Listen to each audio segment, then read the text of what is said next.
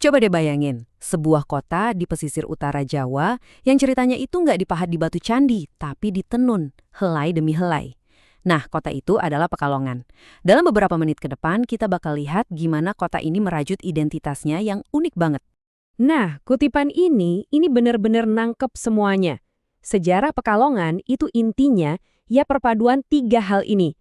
Ada kainnya sebagai hasil karya, ada orang-orangnya sebagai motor penggerak, dan yang paling penting ada pertemuan berbagai budaya sebagai sumber inspirasinya.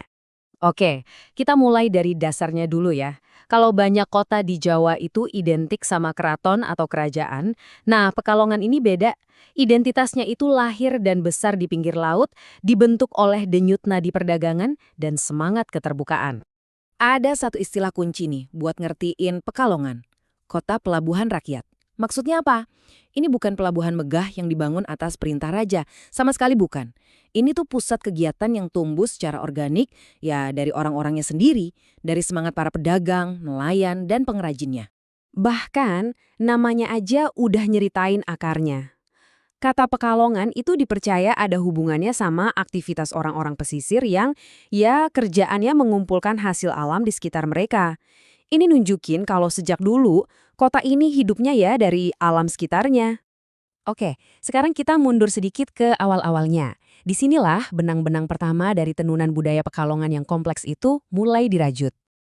Jadi ceritanya gini, awalnya Pekalongan itu pelabuhan kecil aja di zaman Majapahit.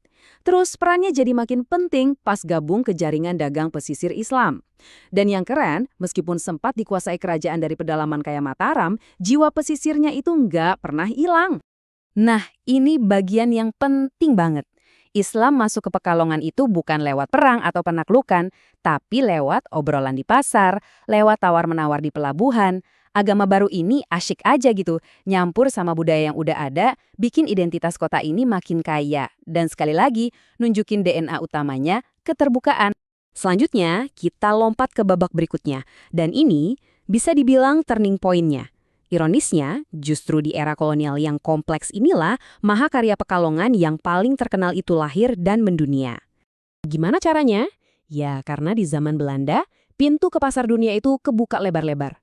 Nah, disinilah momen klik itu terjadi. Keterampilan tangan-tangan lokal bertemu sama kesempatan global, dan boom, Pekalongan berubah dari sekedar kota pelabuhan jadi pusat industri batik yang disegani. Dan bukti sejarahnya itu bisa kita lihat langsung di kain batiknya loh. Coba deh perhatiin warnanya yang ngejreng, yang berani, itu sentuhan selera Eropa banget.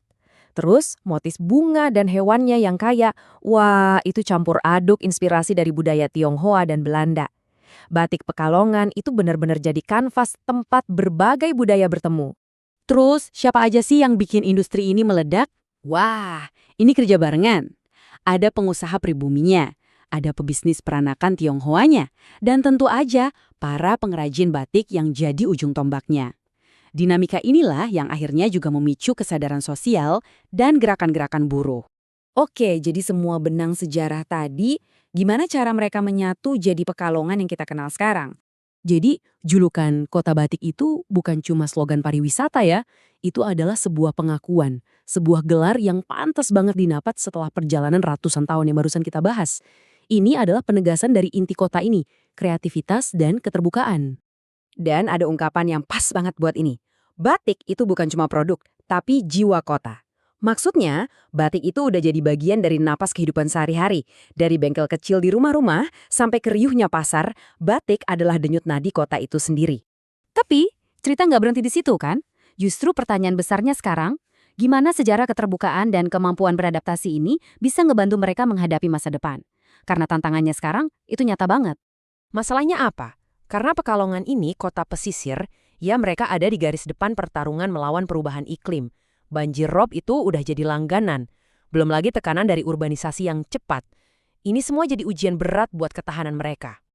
Terus, apa dong senjatanya Pekalongan? Jawabannya, uniknya ada di masa lalunya itu sendiri. Aset terbesar mereka itu sebenarnya bukan kain batiknya, tapi mentalitas di baliknya. Mentalitas yang terbuka, ulet, dan jago beradaptasi yang udah teruji ratusan tahun. Itulah modal utama mereka buat maju. Jadi, ya, pada akhirnya, Pekalongan itu persis seperti para pengrajinnya. Mereka terus menenun. Bukan cuma menenun kain yang indah, tapi juga menenun masa depan mereka sendiri. Dengan sabar, penuh warna, dan helai demi helai.